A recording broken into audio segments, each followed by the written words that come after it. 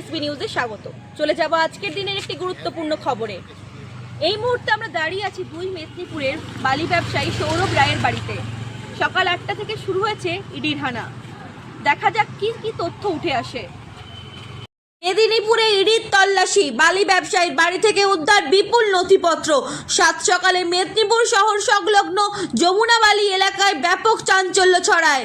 বালি ব্যবসায়ী সৌরভ রায়ের বাড়িতে ইডির হানা ঘিরে তুমুল উত্তেজনা তৈরি হয় গোটা এলাকায়। ভোর থেকে ইডির একটি বিশেষ দল এই বাড়ি ঘিরে ফেলে এবং শুরু হয় টানা তল্লাশি অভিযান।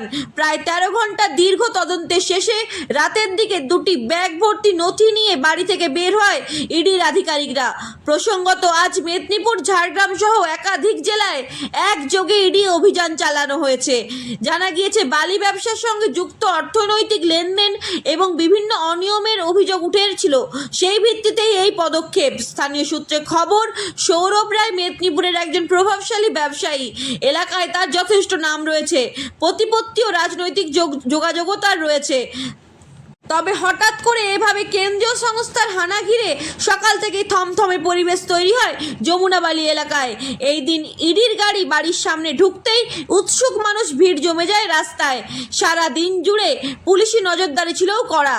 যদিও ইডির পক্ষ থেকে সরাসরিভাবে কিছু জানানো হয়নি, তবে নথি উদ্ধার হওয়ার তদন্তের গতি আরও বাড়াবে বলে মনে করা হচ্ছে।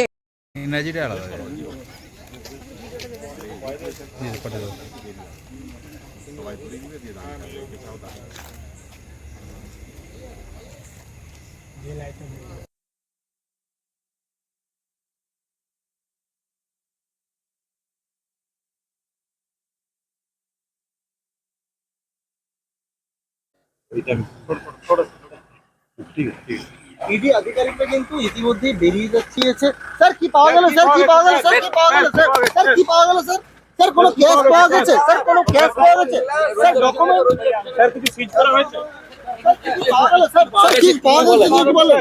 স্যার কি কি নথি পাওয়া গিয়েছে? স্যার স্যার কোনো নথি পাওয়া গিয়েছে? স্যার স্যার দুটো ব্যাগ দেখা গেল স্যার।